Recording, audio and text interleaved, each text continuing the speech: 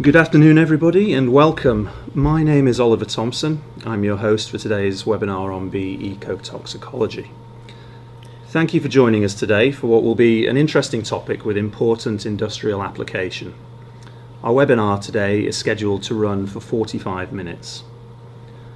Our speaker will begin the presentation shortly, and during the course of the webinar we'd like to invite you all to submit questions via the chat dialogue that should be visible at the bottom right portion of your webinar display panel.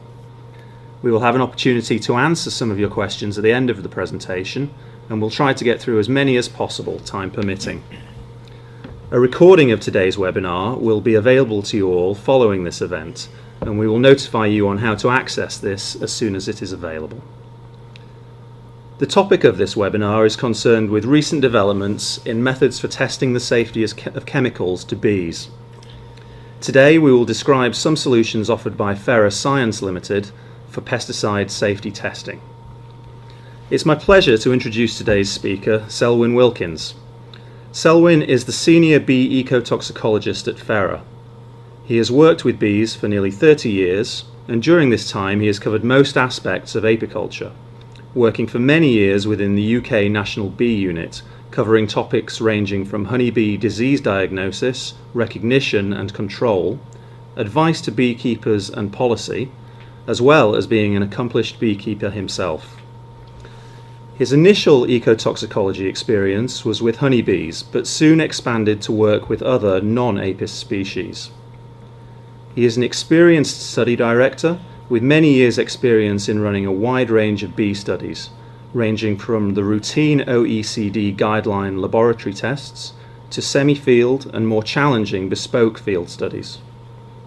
Selwyn is an active member of the International Commission for Plant-Pollinator Relationships, or ICPPR, who are committed to developing new and improving existing bee toxicology testing methods, and he is also co-chair of the ICPPR Brood Testing Working Group. So now I'd like to hand over to Selwyn and look forward to an interesting and useful session today. Thank you very much. First of all, I'd like to start off by saying thank you very much for taking the time to come and listen to me talk about something that I'm very interested about today. Just set out what I'm going to talk about. I'll give a brief introduction to Fera. I know some of you will be aware of Fera, others maybe less so. Then I would like to touch on some of the more recent developments in bee ecotox. So I've mentioned some of the guidance documents or the legislation.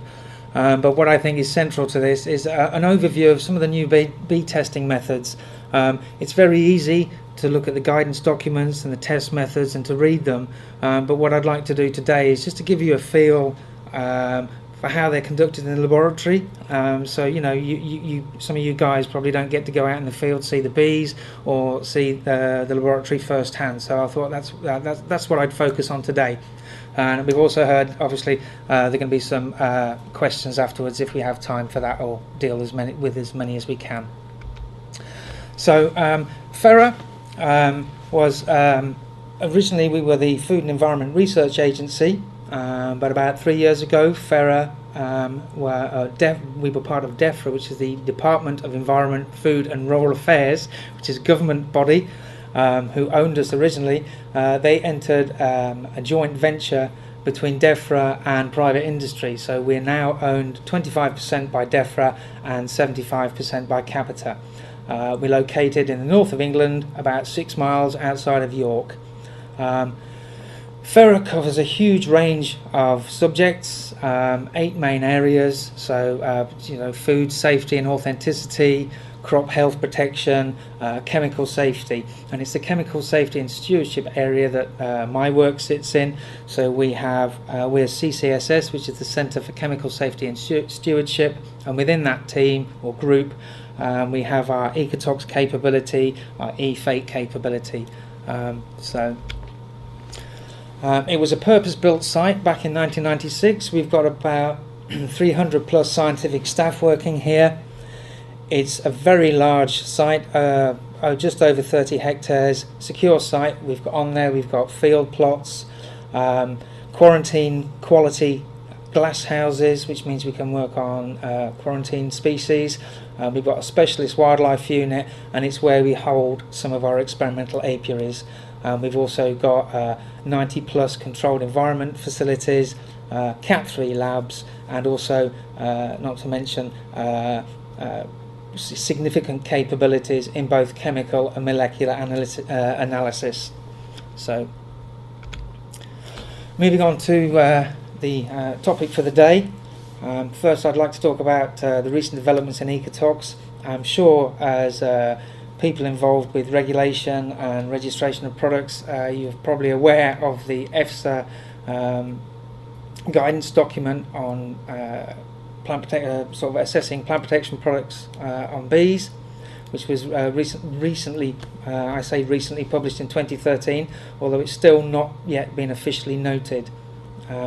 This sets out a tiered risk assessment scheme for bees, and I say in addition to previous testing schemes, it also brought in non-apis species, so bringing in a requirement for bombus and solitary bees.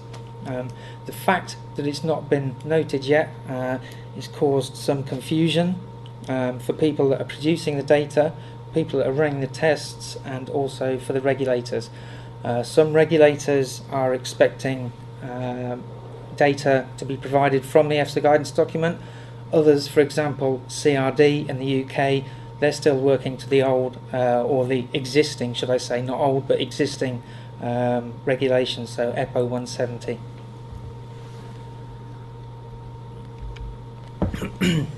I thought I would also mention it's worth in putting this into perspective in relation to some of the topics I'm going to cover today. There is also existing guidance, so whether or not the EFSA guidance document has been noted, there are still data requirements out there in 283 and 284 for actives and plant protection products respectively, which state that if bees are likely to be exposed, you will need to provide safety data on both the chronic adult tox and the larval toxicity of these compounds or products to bees.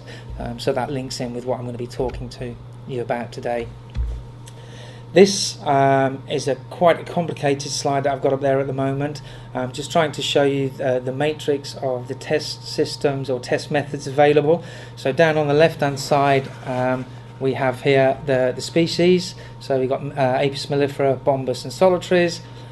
Along the top we've got the different life cycle stages, so the adults, the larvals, and then whole brood and whole colony level tests that are available.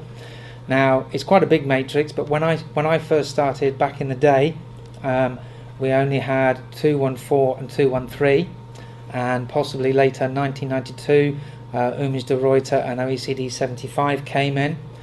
But with the publication of the EFSA guidance document, it was recognised that there are a lot of gaps in some of the data that would be required.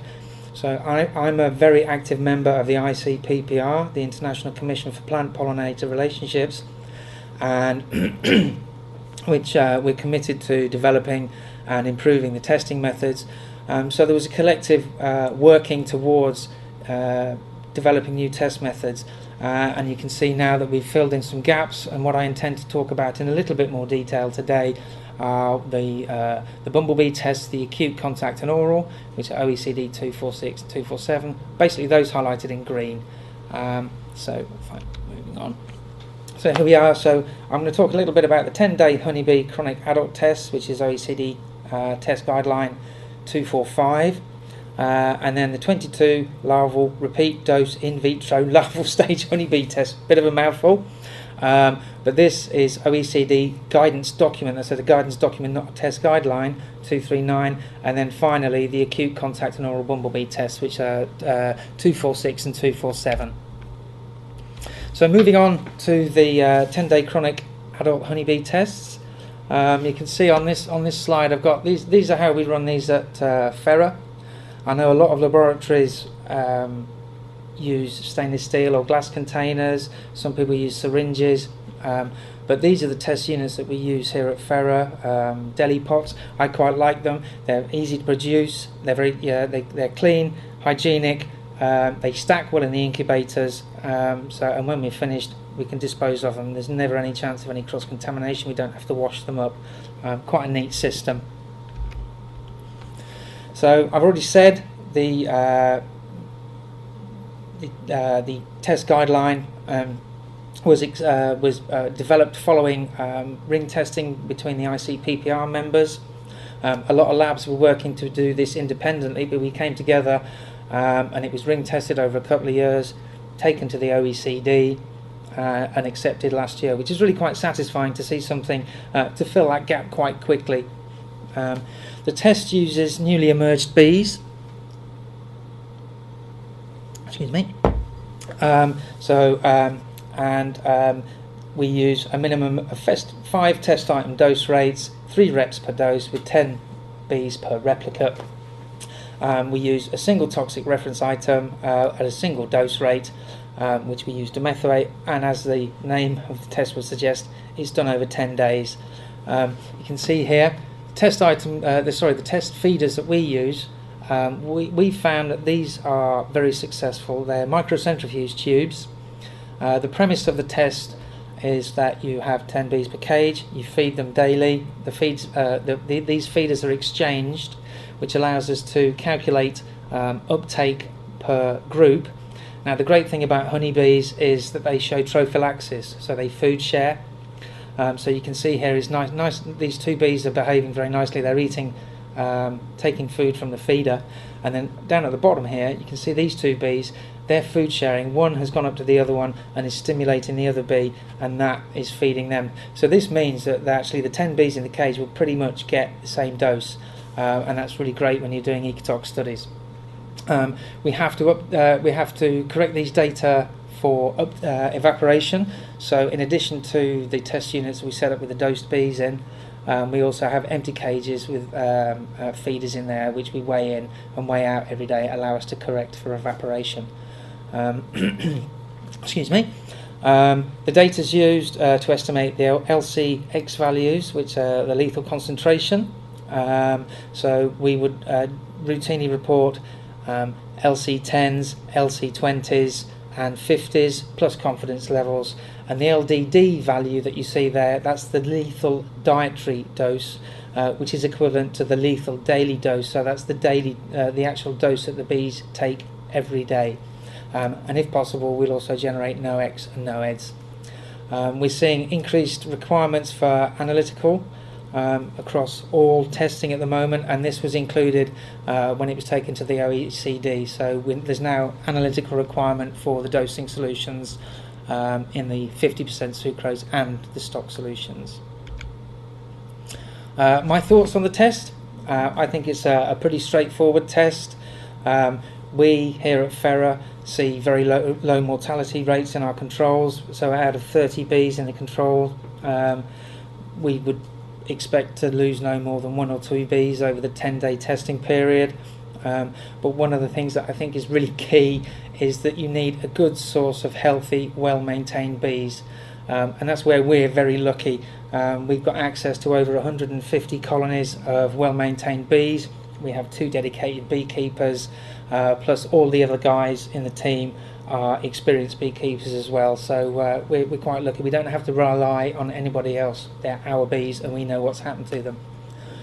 Some of the issues that we have is we're trying to, at the moment, trying to get more test item into bees to give more confidence within the risk assessment. However, some of the problems are, for example, if you're using technical grade compounds, is the low solubility in water, and we're using 50% sucrose. So it's okay when you're doing acute tests because the exposure period is very short, so the test item doesn't have time to drop out of solution. But when you leave the feeders in these cages for 24 hours, sometimes if you're working at the end of the solubility, you might see problems. So what we do, prepare a range of dilutions before we run a test, leave them in the incubator for 24 hours and see what sort of how stable the solutions are then. So moving on to perhaps I find one of the very interesting tests that is out now is the in vitro larval stage honeybee studies.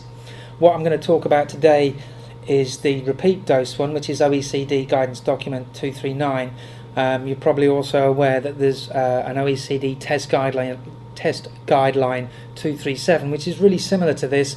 The only difference being slightly different timed endpoints and the number of doses. So 237 is a single dose, and this one 239 is a repeated dose.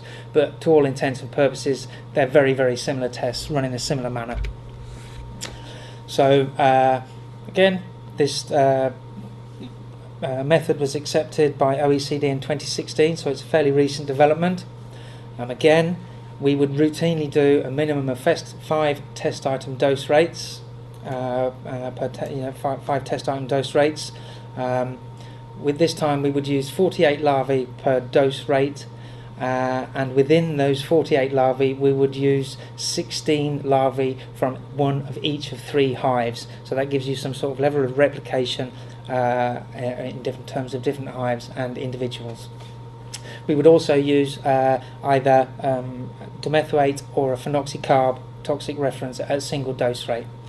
And the premise of this study is you graft very young larvae, you take them from within the hive, graft them into artificial queen cells, and they are fed on 4 days, that's day 3, 4, 5 and 6 of the developmental stage of the bee, dosed artificial diet. And the artificial diet comprises of royal jelly and a mixture of sugars, and there are 3 different diets you feed over those days. The endpoints that you're looking at are day 8 and day 22, and once again we're looking to estimate LC, LDX values, so that's 10s, 20s, 50s, no X and no Ls if we can. And once again, analytical requirement for the stock solutions, which are used to dose the larval diet, and also in some areas, particularly the states, if the EPA are looking for, they would want the dosed larval diet analysing as well, and every day. So it just depends where you're going to be registering your product as to what sort of level of analysis you might be looking at or requiring. This I've just taken straight out of the guidance document, and it just shows you it's basically how it works. Here you have your queen. Your starting material that we're working with are young larvae. So you need your queen to lay the eggs to give you the young larvae, which then all this happens in the field, and then you bring your starting material, the grafting material, you bring it back into the lab on day 1 when you do your grafting, and then on day 3, 4, 5 and 6 is when you do your dosing. And then between 3 and 8 you do your mortality checks. They're kept in the incubator at 34, 35 and 95% relative humidity. Day 8, which is when they start to end of the larval stage, moving into pupation, as you change conditions again and just drop the humidity a bit. So that's your one end point. And then at day 15, when they have pupated, they start to move from pupa into adult, and day 22 will be your second end point, the emergence of the adults. Now that's all very dry, and what I want to show you today is some pictures and explain how we do it here and what goes on. Excuse me. So I've already mentioned that for a single test you'll need material from 3 colonies as a minimum. So what we need to do is we need grafting material of a certain age.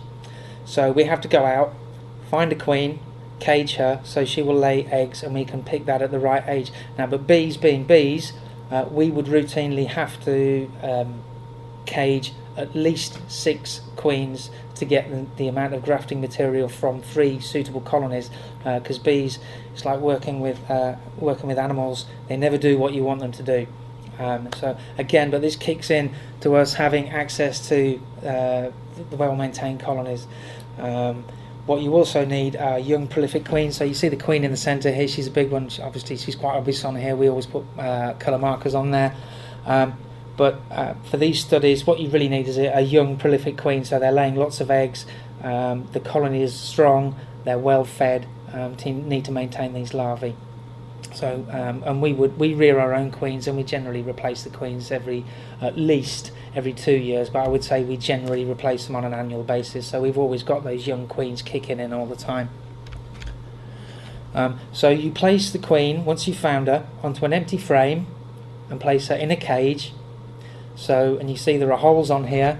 This keeps the queen on the inside but allows the worker bees to go in and out to look after the queen, because she's lazy and she can't feed herself and they need to look after her.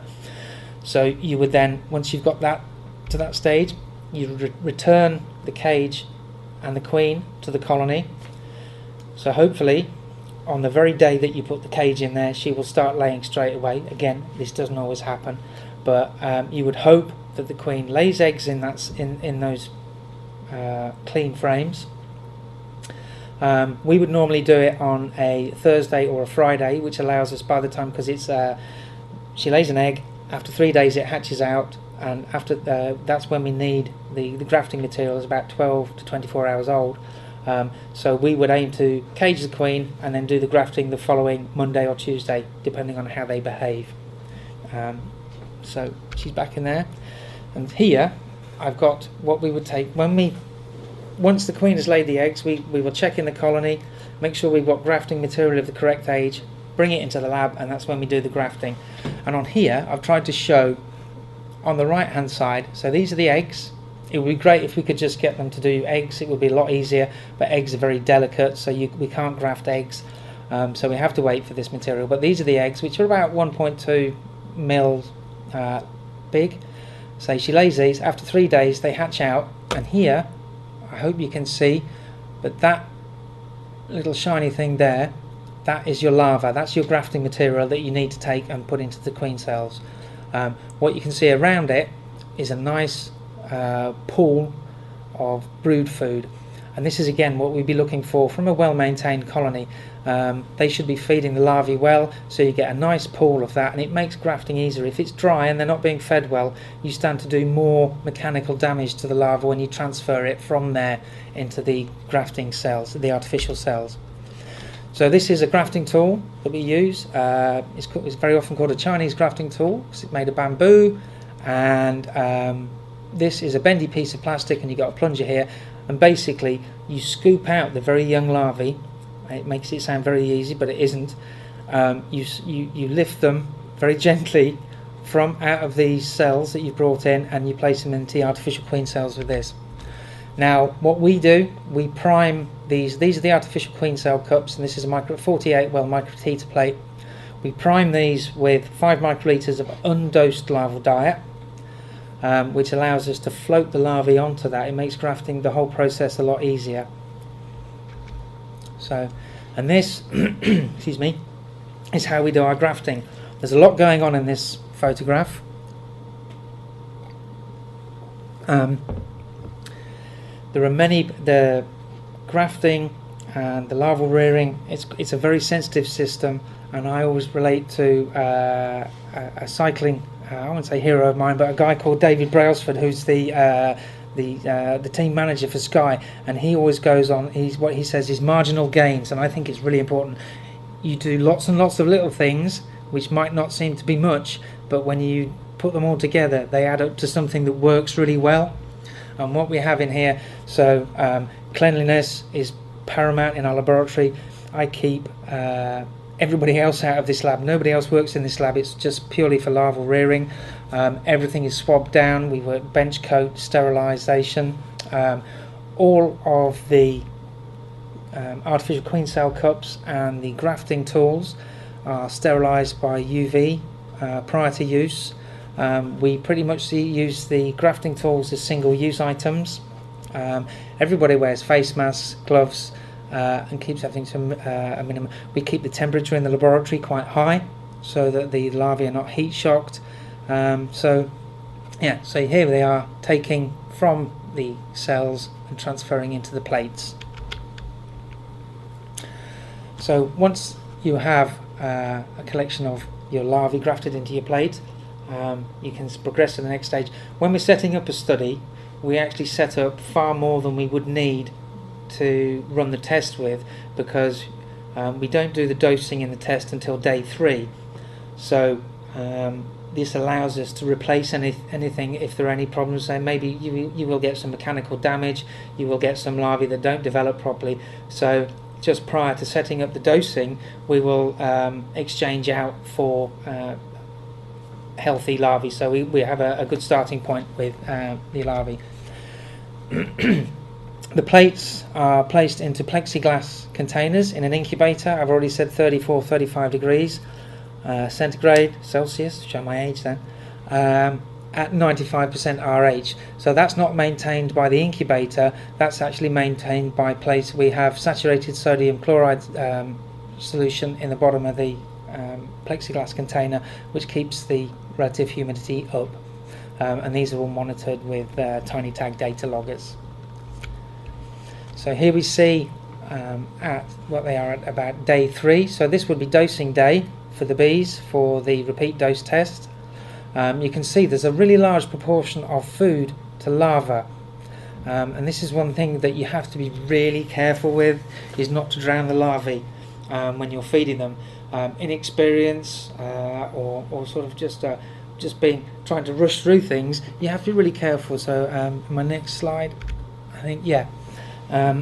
So the feeding regime, so on day 3 the larvae are quite small, they only receive 20 microliters, but as they get older and bigger towards the end of the dosing regime, they're receiving more.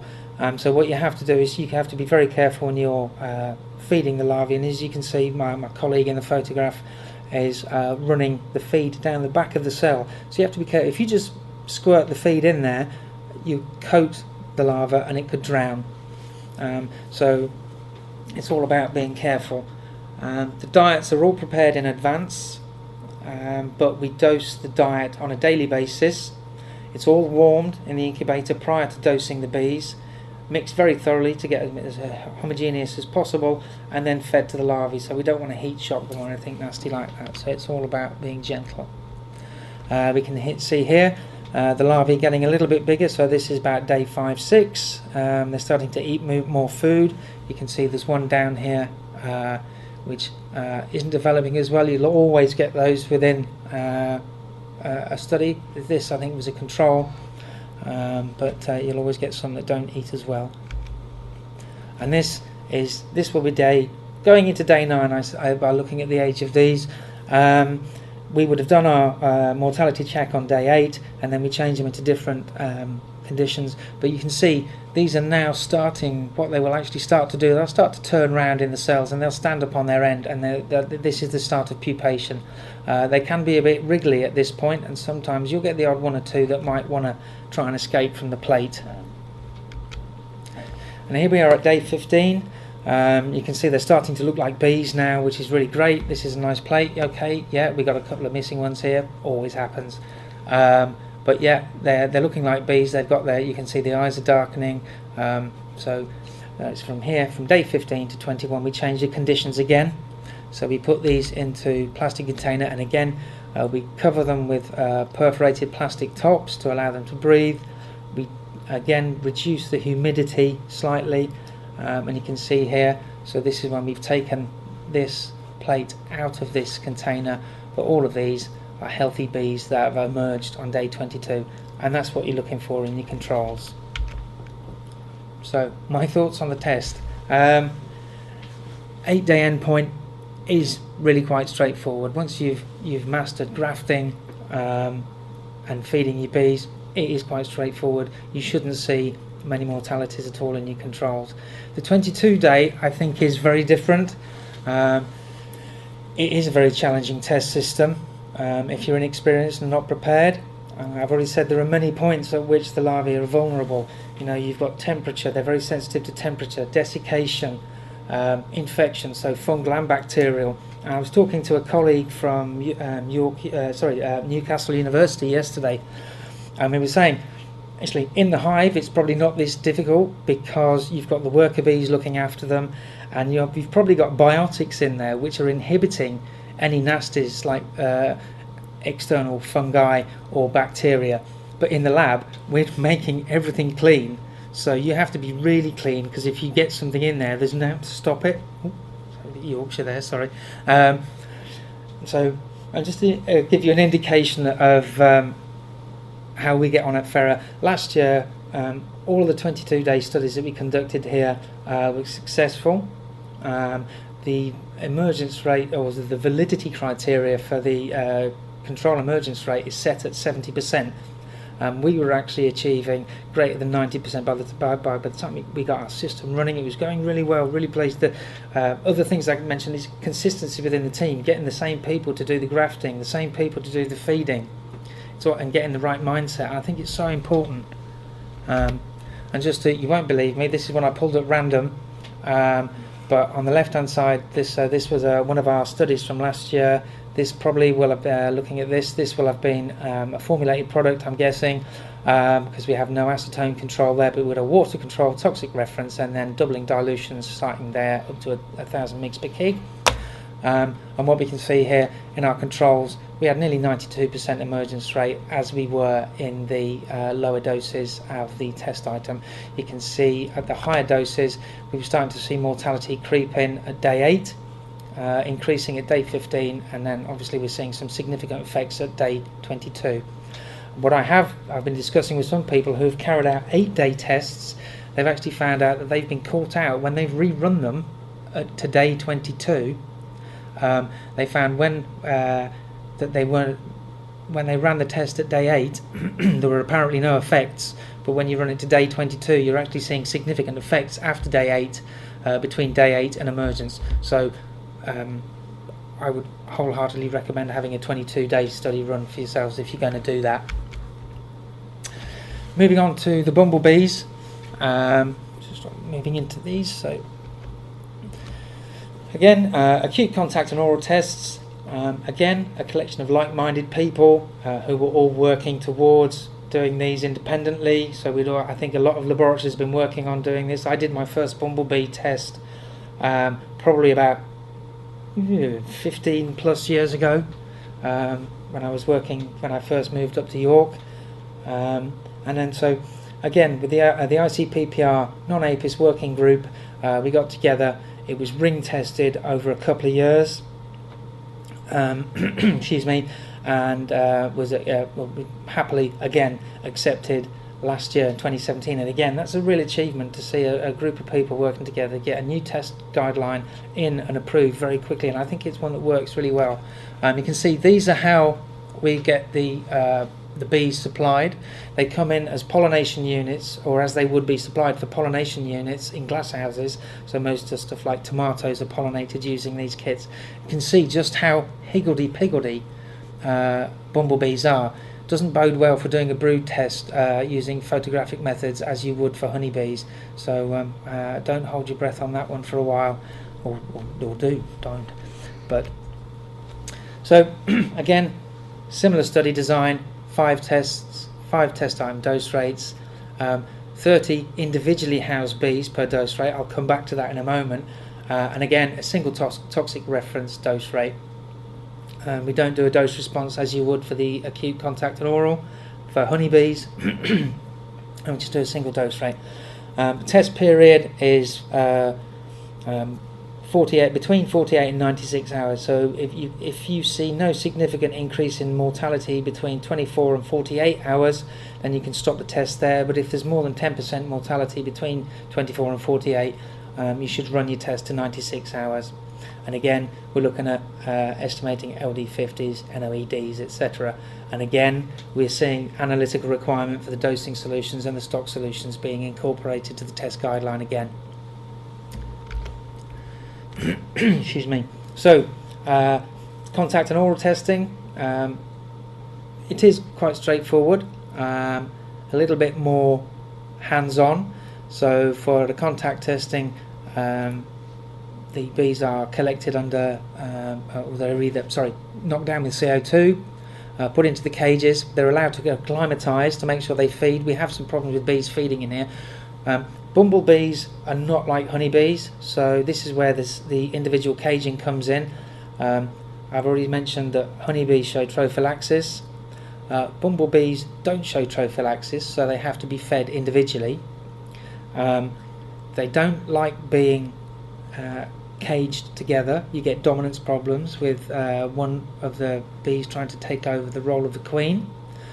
But they don't like being apart from each other.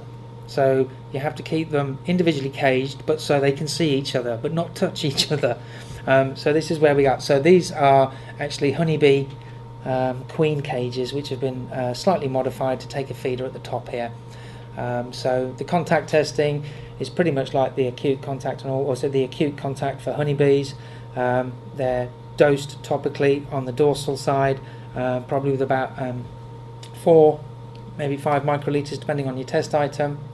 Returned to the cages and they're monitored every day for mortality. The oral, we sometimes see more problems with bees feeding, but they're fed 40 microliters of test item in these syringes here. These are 2 ml syringes that are put in the top there. Again, these are weighed in and weighed out at the start of the exposure period, so that we can work out what actual uptake per bee is, and also the bumblebees are weighed, so if we want to work out a weight per gram of bee, we can also do that, because bumblebees are slightly more variable compared to honeybees in terms of size.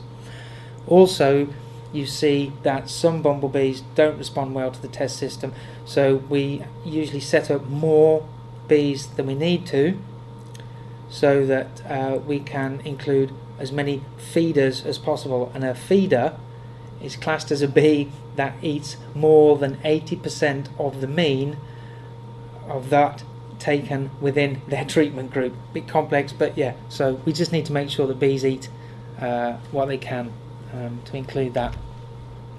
Again, it's a reasonably straightforward test. It's a bit more hands-on, quite labour intensive. I've already mentioned the issues with non-feeders, I say. One thing is, although bumblebees are supplied all year round, I'd be a little bit cautious maybe about running your tests too late into the year. You can push it into the autumn. I've said past autumn. I was saying end of autumn. Their feeding tends to drop, so you're probably not going to get as reliable feeding results with them. It's not like honeybees. Honeybees, the reason you don't do the testing during the winter is because their physiology changes, because you have winter bees and summer bees. But with the bumblebees, it's more to do with the feeding. And finally, you've heard me mention all the way through about analytical. Just like to mention that analytical is becoming an increasing. There's an increased requirement for an analytical for proving your dosing solutions, your dosing solutions, and also proving that what active is in your dosing solution. Are they dosed with the right thing and at the right concentration? So analytical here at Fera, a lot of our customers would like us to do it to Sanko 302999, so that's what happens here for most of our tests. And I've already mentioned we're very lucky. We can pull on the resources of a huge amount of analytical capability, both in terms of scientists and hardware. So I think that just about covers it. And I'd like to say thank you very much indeed for taking the time to listen to me. And if you do have any questions, please direct them through the chat. Thank you very much. Thank you, Selwyn. That was excellent, very interesting, and clearly you've got a very efficient testing setup going there. So we're open to taking any questions now, as Selwyn said, that you can submit through the chat function at the bottom right of your webinar dialogue. We have a question here. What are your thoughts on testing some of the solitary species?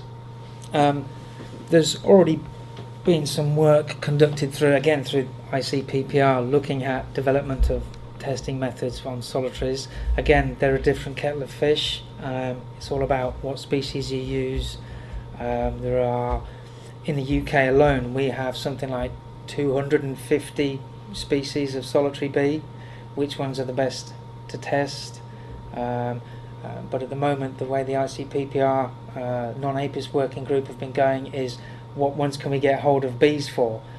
So those tend to be ones that are used for pollination contracts. So in the UK and Europe, One of the most common ones is Osmia bicornis, which is the red mason bee, which are reared. So there's been development work on that, and the contact dosing is reasonably straightforward, and I think within the ICPPR ring test score working group we're moving towards thinking about trying to look at an OECD guideline for that, maybe developing in the longer term.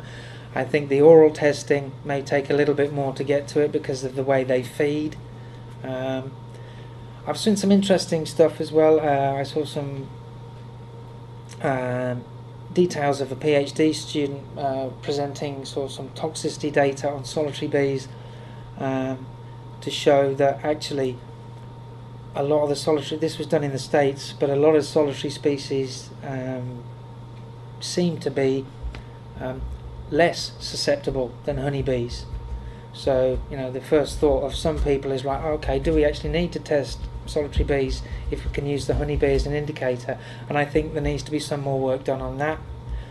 It's not only the susceptibility in terms of acute toxicity. I think what you have to look at is the bigger picture in terms of routes of exposure and where the weak points in the life cycle might be for those solitary bees. Okay.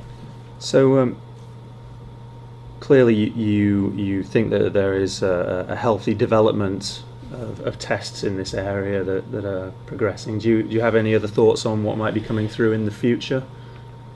Some of the other stuff that, again, I keep coming back to the ICPPR, but we did some ring testing last year looking at the chronic dosing of bumblebees, which is a whole different kettle of fish. So if you imagine with the bumblebees you have individual caging and you've got to weigh the feeders in and feeders out, so if you've got about 400 individuals in a study, so that's a lot of feeders that are being weighed in and out. Right, we have a question here about endocrine disruptors. Do you have any experience of these sort of compounds in larval studies? I think his definition of endocrine disruptor is quite a key thing there, but specifically no is what I would say there. Okay, another question. Do we feed larval day 15 to 22? No. The larvae feeding finishes on day 7. Yeah, I'm going to work backwards. Day 7. Depends which way you count the ages from. Yeah. Yeah. Yeah. So they get fed out. So, yeah. Sorry, I've got my colleagues poking me here. We have, during the pupation phase, they're not fed, but when we put them in the emergence cages, they have access to either candy or sucrose. So when they emerge, they've got some food, because when they're in the hive, the first thing that they do is when they hatch out is they'll go and try and find honey on the comb. So we try and put that in there.